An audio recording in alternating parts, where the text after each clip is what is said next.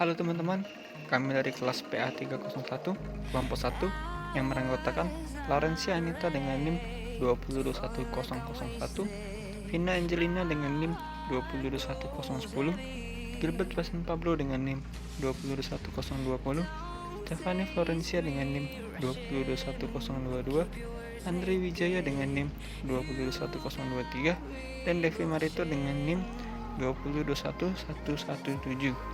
Pada kali ini, kami akan membahas mengenai soal dan penyelesaian metode peramalan kausal, yaitu dengan metode regresi. Metode peramalan kausal. Metode peramalan kausal mengembangkan suatu model sebab akibat antara permintaan yang diramalkan dengan variabel-variabel yang dianggap berpengaruh. Salah satu metode kausal yang terkenal adalah metode regresi sederhana. Dalam metode regresi, suatu model perlu dispesifikasikan sebelum dilakukan pengumpulan data dan analisisnya. Contoh yang paling sederhana dari metode regresi ini adalah metode regresi linear sederhana dengan variabel pengaruh tunggal. Secara matematis, model regresi dapat dinyatakan sebagai berikut. Y bar sama dengan A ditambah B dikali X, di mana Y bar adalah perkiraan permintaan, X adalah variabel bebas yang mempengaruhi Y, A adalah nilai tetap Y bila X sama dengan 0 yang merupakan perpotongan dengan sumbu Y, B adalah derajat kemiringan persamaan garis regresi, dan N adalah banyaknya periode. Adapun rumus untuk mencari nilai B yaitu N dikali sigma XY dikurang sigma X dikali sigma Y dibagi N dikali sigma X kuadrat dikurang sigma X dikuadratkan. Adapun juga rumus dari untuk mencari nilai A yaitu sigma Y dibagi N dikurang B dikali sigma X dibagi N. Adapun contoh soalnya yaitu data masa lalu untuk permintaan produk AC 3PK bervariasi acak selama 12 bulan terlihat pada tabel di bawah ini. Bila digunakan metode regresi, hitunglah berapa perkiraan permintaan periode ke-13. Dan berikut adalah data tabel permintaan dari bulan Januari hingga bulan Desember. Untuk penyelesaian sendiri, pertama-tama kita harus menentukan nilai dari X dan nilai dari Y, di mana X sendiri adalah periode dan Y adalah nilai dari permintaan. Selanjutnya, kita akan menentukan nilai dari XY dan nilai dari X kuadrat. Setelah kita menemukan nilai dari X, Y, XY, dan X kuadrat, kita menjumlahkan totalnya, di mana nilai total dari X adalah 78, nilai total dari Y adalah 2553, nilai total dari XY adalah 17030, dan nilai total dari X kuadrat adalah 650. Selanjutnya kita akan menentukan dari nilai B, mana rumus dari B yaitu N dikali sigma XY dikurang sigma X dikali sigma Y dibagi N dikali sigma X kuadrat dikurang sigma X dikuadratkan.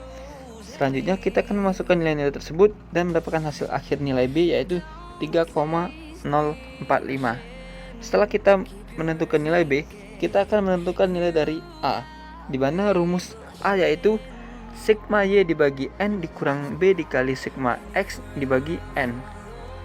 Dan kita masukkan rumus tersebut dan mendapatkan hasil akhir nilai A yaitu 192,96. Setelah kita menentukan nilai B dan nilai dari A, kita akan masuk ke persamaan Y bar, di mana persamaan Y bar yaitu A ditambah BX. Jadi Y bar sama dengan 192,96 ditambah 3,045 dikali X. Jika kita ingin mencari perkiraan permintaan pada periode ke-13, maka X sama dengan 13.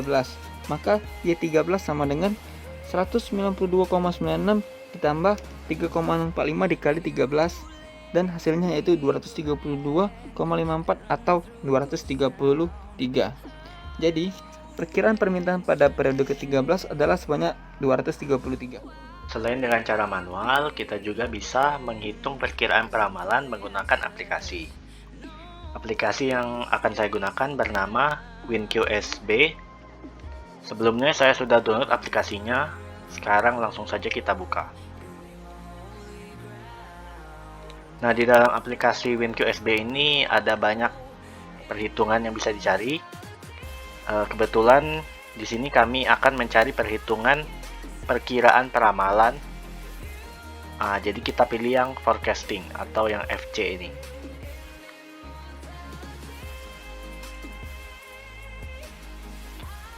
Nah, lalu selanjutnya kita pilih file. lalu pilih New Problem. Lalu muncul problem specification-nya. Untuk problem type-nya kita pilih yang time series forecasting. Program title ini judulnya, kita isi judulnya.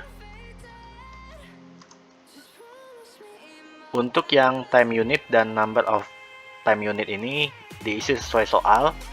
Kebetulan di soal kami time unit atau satuan waktunya bulanan. Dan untuk number of time unitnya saya isi 12. Saya isi 12 karena data penjualan yang diketahui di soal kami itu sebanyak 12 bulan. Nah, jika sudah kita klik OK.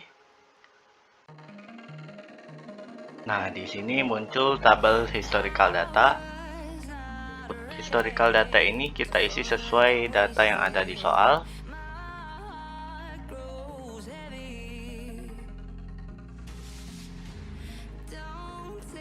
Nah, jika sudah diisi, sekarang kita pilih yang Solve and Analyze ini. Lalu pilih Perform Forecasting. Nah, lalu muncul Forecasting Setup. Untuk yang Forecasting Method ini, maksudnya kita pilih metode apa yang akan kita gunakan. Kebetulan di soal kami diminta untuk menggunakan metode regresi. Jadi, kita pilih yang linear regression with time ini. Untuk number of period to forecast-nya itu maksudnya jumlah periode yang akan diramalkan.